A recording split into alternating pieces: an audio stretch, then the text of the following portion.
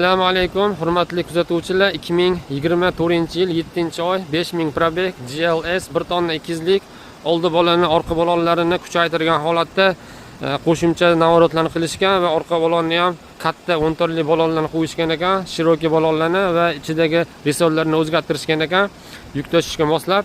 Mashinamiz GLS O'zbekistongacha dastavkasi bilan birga 19800 bilan yetkazib beramiz. Mashinani fonda ko'rib chiqdik, hech qanaqa aybi DTP'lari yo'q.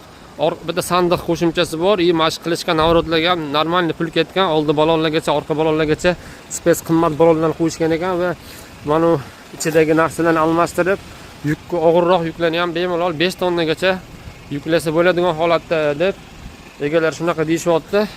Bu yer mol ferma. O'zlari minamizda olib, yoshlari kattaligi uchun uncha foydalanish olmagan ekan. Inshaalloh tez kunda O'zbekistonga chiqazib beramiz. Mashinamiz o'ta go'zal, o'ta zo'r xizmat qiladigan, og'ir yuk tashiydigan akalarimizni o'ta chiroyli xizmatini qiladigan mashina. Eng puli 24 ga 7-oy 5043 kilometr.